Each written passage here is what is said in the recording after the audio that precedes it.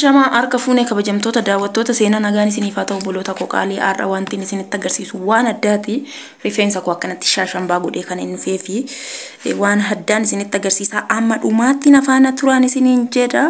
Biyya ormaa keessa waggaa hedduudhaaf sammuun keenya goggogee xemererer jedhee sammuu miti garaachi keenya goggogee tiruu fi honnee walitti nu goggogee hojjannee dhufne galanni rabbiif haa ta'u. Isinis immoo warroonni biyya ormaa keessa jirtan nagaadhaan hojjettanii biyya keessanitti akka galtan waaqayyo irraa abdii qaban nagaan isiniif haa ta'u. Lafa jirtanitti ani seenaan jedhama seenaa keessa laayikii sabiskiraayibii fooloo tabbi godha.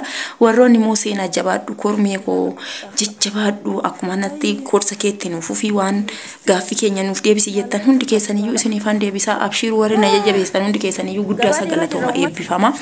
Annaa seenaan keessan har'a maal isinitti agarsiifti seetanii waan nyaata rifeensaa biyya keenya keessatti haadha kiyya yookiin deessee tiyya harmee tiyya irraa naa dhufeen isinitti agarsiifadha.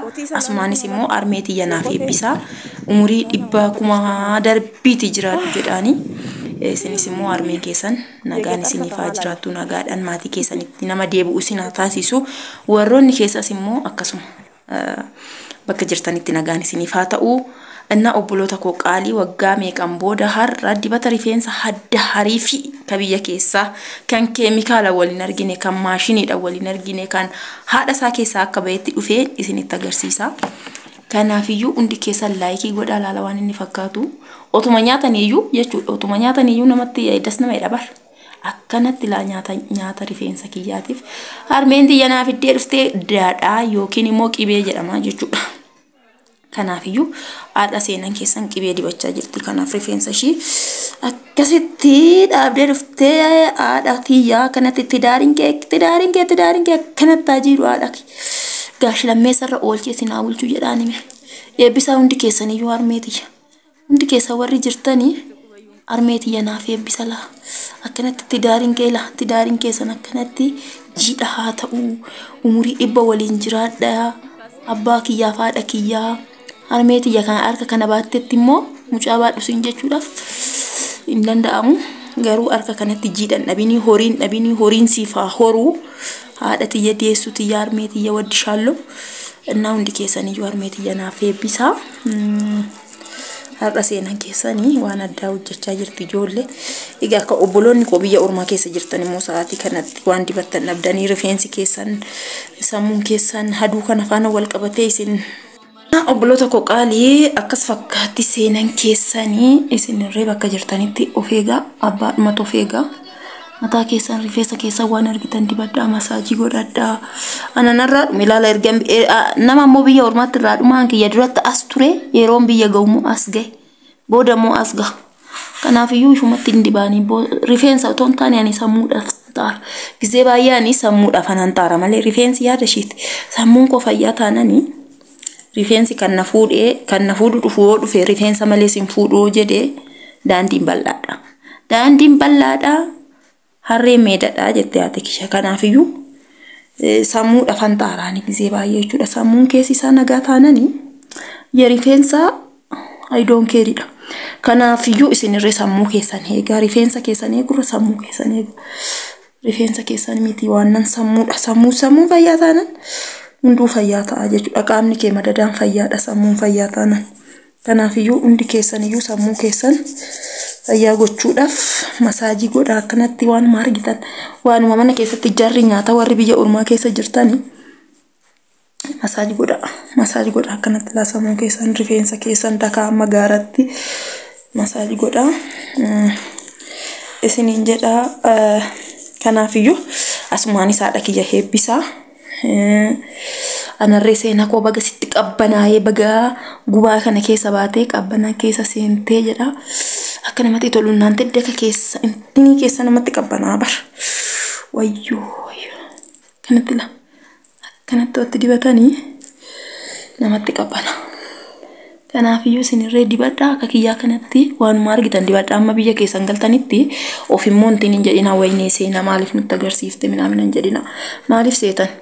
Hundi keenya iyyuu gubannee gubaa keessa baane waan ta'eef guyyaa qaba waan tuntu jechuudha yeroo qaba yeroo isaa eeggatee dhufa waan ta'eef hundumtuu yeroodha. Kanaaf isinis immoo guyyaa tokko hojjetattanii biyya keessanitti galtu waan ta'eef of tasgabbeessatuma waanuma mana keessan keessa baqa normaalii ta'a jechuudha biyya keessan akkuma nama biyya keessa jirutti normaalii ta'a maaliif akkasitti malee taatu biyya ormaa jechuudha normaalii ta'a biyya keessan akkuma nama biyya keessa jirutti bakka sammuu keessan amansiisa hojii keessan hojjedha maallaqa keessan isiniif kaffalan sa'aatiidhaani malee isa biyya keessa nu laaltanii nama biyya keessa jiru laaltanii ani sooman akkas ta'a hawuun xuruudha garuu sammuu keessan immoo intinin godina firii ta'a jechuu kiyya firii ta'a biyya jirtanitti firii ta'a guyyaa qaba waan hunduu jechuudha yeroo eeggata akkasiin isiniin jedha hordoftoota seenaa innaa kanatti la masaaji la ani asitti bichaa miti achumatti irree rifeensa koo gisee baay'ee tiktoka fuula tiktoka kiyya irratti isinitti agarsiisee jira warroonni beektanii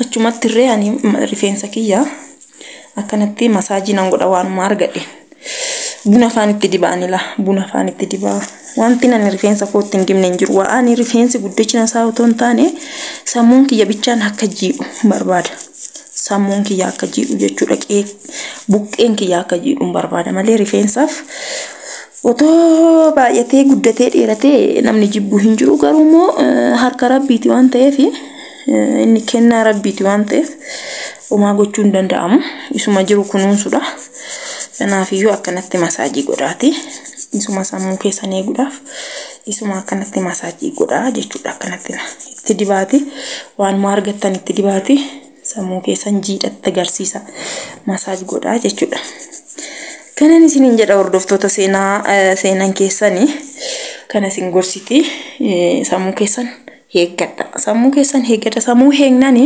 jireenyi boruu arra kan jiraattan boru arguu dandeessu jechuu isa arra keessa jirtan keessa baatanii boru arguu dandeessu guyyaa biraati waan ta'eef kanaafiyyuu jireenya keessan ofii keessan boru nama ta'uuf sammuu keessan eeguu qabdu jechuudha sammuu keessan oo eegdan immoo boru isin bakka har'aa kanan jirtanii mana namaa keessa jirtan jechuudha warroonni mana namaa keessa jirtan kanaafiyyuu sammuu keenya eegnee sammuu keenyaaf boota kennine jireenya boru ambiraatti darbina sammuu keessan eegan aamsa seenaa keessan immoo like subscribe gochuu hin dagatina isiniin jedha gaaffii qabdan gaafadha waan biyya keessa warroonni dhufuu barbaadanis warroonni immoo ganaa hojjettanis warroonni yaada qabdanis seenaa akkas godhii seenaa kunis irraan eeggamu gorsa keessan irree na biraan hambisina like keessan irree na biraan hambisina follow keessan irree na biraan hambisina isiniin jedha na waan jiru moo ani isiniin dhoksu isinitti agarsiisa kun akkanatti